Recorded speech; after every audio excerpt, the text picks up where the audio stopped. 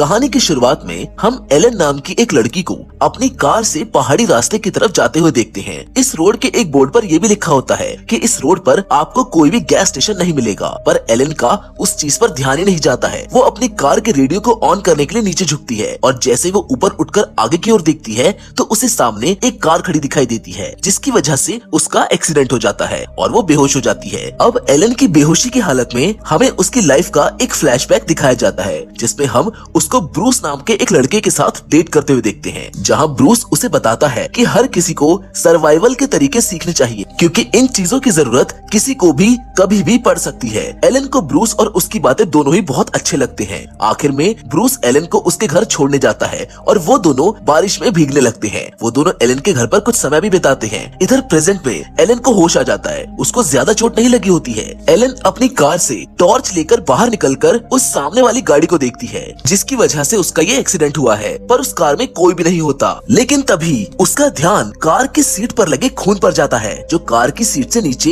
पहाड़ी से जंगल की ओर जा रहा था। ये देखने में ऐसा लग रहा था कि जैसे कोई इस कार के मालिक को यहाँ से घसीट कर नीचे ले गया हो। एलन जोर से चिल्लाती है कि ये कार किसकी है। तभी उसको नीचे से एक आदमी ऊपर आता हुआ दिखाई देता है। एलन को लगता है कि शायद ये इस कार का मालिक है। वो फौरन उसके मुंह पर लाइट मारती है और वो देखती है कि वो आदमी एक मॉन्स्टर क्रिएचर की तरह है और उसका चेहरा पूरा सफेद है, उसके दांत भी सोने जैसे हैं। उस क्रिएचर के हाथ में एक लड़की होती है और ये लड़की शायद इस कार की मालिक है। एलन को देखकर वो क्रिएचर फौरन उस पर हमला कर देता है, जिससे एलन नीचे गिर जाती है। वो दोबारा उस पर हमला करने वाला होता है, लेकिन तभी एलन अपनी जान बचाने के लिए पहाड़ी से नीचे कूद जाती है और जंगल की ओर भागने लगती है। उसे कूदते वक्त काफी चोट भी लग जाती है, पर इस समय उसका ध्यान अपनी चोटों पर नहीं जाता और वो भागते भागते फिर से ब्रूस की बातें याद करने लगती है, जहां हम देखते हैं कि ब्रूस ने एलन को किसी भी जगह सरवाइव करने के तरीके सिखाए थे, जिसके साथ उसने उसे शादी के लिए प्रपोज भी किया था और एलन भी उसको मना नहीं कर पाई। इधर एलन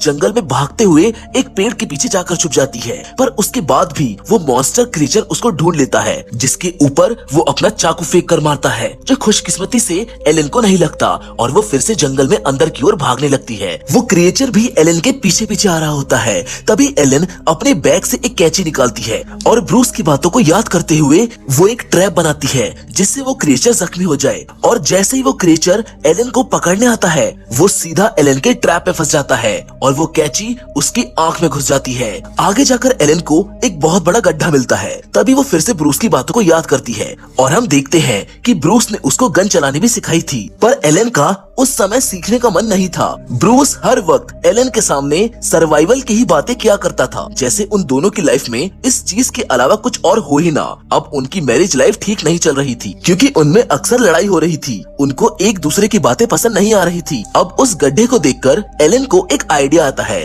कि क्यों ना उस क्रिएचर को इसमें फंसाकर मार दिया जाए। वो एक मोटी लकड़ी को नुकीला करके उस गड्ढे के अंदर डाल देती है और उस गड्ढे के ऊपर झाड़ियां रख देती है। इसके अलावा वो एक तीर बनाती है, जिसे वो एक जगह पर लगा देती है, सिर्फ इस उम्मीद में कि जैसे ही वो क्रिएचर इसको टच करेगा, ये तीर उसके शरीर में घुस जाएगा। अब एलन उस क्रिएचर के आने का इंतजार करती है, पर शायद वो क्रिएचर समझ चुका था कि आगे उसके लिए कोई जाल है, इसीलिए वो खुद आगे नहीं आता। वो उस कार वाली लड़की को आगे भेजता है, जिसको देखकर एलन उसको रुकने को कहती है, पर वो लड़की उस गड्ढे में गिर जाती है और वो लकड़ी उसके पैर के आर पार हो जाती है। तभी पीछे से आकर वो क्रिएचर एलन का गला पकड़कर उसे ऊपर उठा देता है। वो बस मरने ही वाली होती है कि तभी गलती से वो क्रिएचर उस तीर से टच हो जाता है, जिससे वो तीर उसके शरीर में घुस जाता है। जिस चीज का फायदा उठाकर एलन उसके पास से भाग जाती है। जंगल के बीच में पहुंचने पर एलन को एक घर दिखाई देता है, जिसके चारों तरफ मरे हुए इंसान लकड़ियों पर टंगे होते हैं। वो बिल्कुल कंकाल बन चुके थे।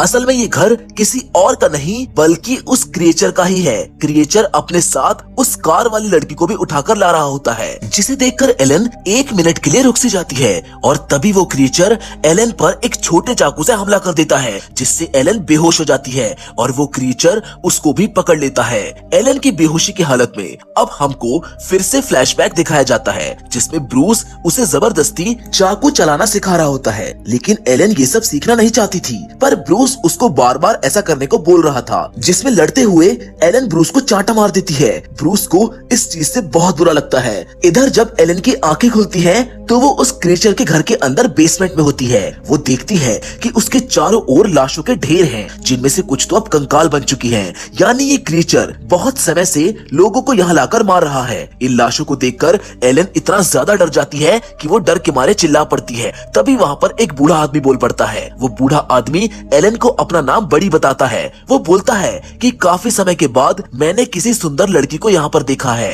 बड़ी एलन को बताता है कि वो काफी समय से यहाँ पर कैद है। बडी की बातों से वो थोड़ा सा पागल लग रहा था, क्योंकि वो काफी समय से यहाँ पर अकेले कैद है। एलन बडी से उस क्रीचर के बारे में पूछती है कि वो कौन है और वो लोगों को यहाँ मारने के लिए क्यों लाता है, जिस पर बडी उसे बताता है कि मुझे उसका नाम नहीं पता, पर उसका चेहरा चांद की तरह सफेद है, इसीलिए मैंने उसका नाम मूनफेस रख दिया है। उसे लोगों को मारकर उनके कंकाल रखने का शौक है, इसीलिए वो सबसे पहले यहाँ किसी को पकड़ कर लाता है और फिर यहाँ पर लगी मशीन से उनकी आंखों को फोड़कर उन्हें लकड़ी पर टांग देता है, ताकि वो सड़ सड़ कर कंकाल बन जाए। ये सुनकर एलन को उल्टी आ जाती है, जिसके बाद एलन उस बूढ़े बडी से इधर से बाहर निकलने का रास्ता पूछती है, जिस पर बडी उसे कहता है कि काश मैं तुम्हारी यहाँ से निकलने में मदद कर पाता, पर मैं ऐसा नहीं कर सकता, वरना मैं मारा जाऊंगा। तभी बेसमेंट में मूनफेस यानी कि वो क्रिएचर आ जाता है और उस कार वाली लड़की को एक टेबल पर लेटा देता है। वो उसके हाथों पैरों को बुरी तरह से बांध देता है, जिसके बाद वो एक ड्रिल मशीन जैसी मशीन को ऑन करके उस लड़की की आंखों में घुसा देता है, जिससे वो लड़की तड़प तड़प कर मर जाती है। ये सीन देखकर एलन खौफ में आ जाती है, क्योंकि ये सीन सच में बहुत ज्यादा खौफनाक है। मारने के बाद मूनफेस उस लड़की की लाश को एक लकड़ी पर बांधकर बाहर टांग देता है। एलन मूनफेस को गाली देने की कोशिश करती है, पर मूनफेस उसको चुप कर देता है। उस लड़की की मौत को देखकर एलन काफी डर गई थी। अब वो हड़बड़ी में वहाँ से निकलने की कोशिश करती है, जिस पर बड़ी उसे कहता है कि अपने हाथों को चोट मत दो, ऐसा करके तुम यहाँ से कभी नहीं निकल पाओगी। जिस पर एलन एक बार फिर बडी से उसकी मदद करने को बोलती है। इस बार बडी उसे कहता है कि तुम्हारे यहाँ से बाहर निकलने की चाबी तुम्हारे शोल्डर पर ही है। जिसकी बातें सुन एलन अपने शोल्डर को देखती है, जहाँ पर एक नुकीला चाकू घुसा हुआ है, जो उसको मूनफेस ने मारा था। एलन दर्द सहते हुए उस चाकू को निकालकर उससे अपनी हथकड़ी खोल लेती है। एलन के हाथ खुलते ही बडी पागलों की तरह जोर जोर से चिल्लाने लगता है कि ये आजाद हो गई, ये आजाद हो गई। एलन उसको चुप करने की कोशिश करती है, पर वो चुप ही नहीं होता। उसकी आवाज सुनकर मूनफेस नीचे आकर एलन पर हमला कर देता है, पर तभी एलन अपने हाथ वाले चाकू को ही मूनफेस के शरीर में घुसा देती है, जिससे वो नीचे गिर जाता है। इस चीज का फायदा उठाकर एलन बेसमेंट से बाहर निकलकर ऊपर पहुंच जाती है। ऊपर उसको कई सारे और कंकाल मिलते हैं, जिसमें उसको एक छोटी बच्ची का कंकाल भी मिलता है, यानी मूनफेस ने बच्चों को भी नहीं छोड़ा। एलन इस घर से बाहर निकलने का रास्ता ढूंढती है, पर इस जगह के सारे दरवाजे बंद होते हैं, इसीलिए वो यहाँ की खिड़की से बाहर निकलने का सोचती है। पर जैसे ही वो खिड़की के पास जाकर नीचे देखती है, उसके होश उड़ जाते हैं, क्योंकि मूनफेस का घर एक पहाड़ी पर बना था और यहाँ के खिड़की से कूदने पर वो सीधा नीचे खाई में जाकर गिरेगी। तभी मूनफेस वहाँ पर आ जाता है।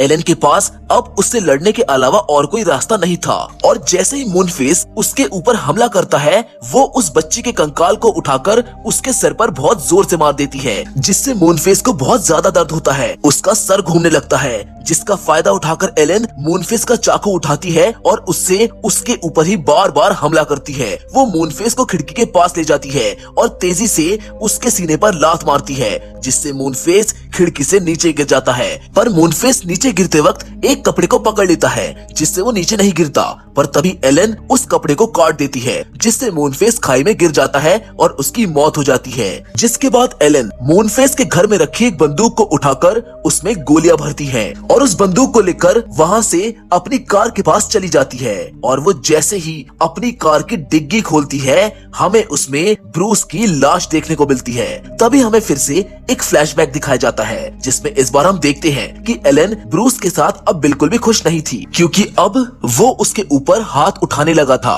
वो जबरदस्ती उसकी मर्जी के बिना उससे काम करवाता था। इसी वजह से अब एलन ब्रूस के साथ नहीं रहना चाहती थी। उसे अब ब्रूस से डिवोर्स चाहिए था। जैसे ही उसने ये बात ब्रूस को बताई तो ब्रूस को ये बात हजम नहीं हो पाई। ये सुनकर वो बहुत ज्यादा गुस्सा हो गया और उसने एलन को बहुत ज्यादा मारा। और जब एलन की सहने की सीमा टूट गई, उससे ये बर्दाश्त नहीं हुआ, इसीलिए उसने ब्रूस को गला घोटकर मार डाला। जिसके बाद वो ब्रूस की लाश को अपनी कार में डालकर शायद इस पहाड़ी से नीचे फेंकने के लिए जा रही थी, पर तभी मूनफेस की वजह से उसके साथ ही हादसा हो गया। अब एलन ब्रूस की लाश को उठाकर मूनफेस के बेसमेंट में डाल देती है। वो उसे उसकी आंखें निकालने वाली टेबल पर लेटा देती है और ड्रिल मशीन से ब्रूस की आंखें फोड़ देती है। इस चीज को देखकर बडी ये बोलता है कि ये भी बिल्कुल मूनफेस की तरह ही है। मुझे नहीं लगा था कि यहाँ कोई दूसरा मूनफेस भी होगा, लेकिन शायद मैं गलत था। ये सुनकर एलन उसे चुप होने को कहती है, जैसे मूनफेस ने उसको कहा था।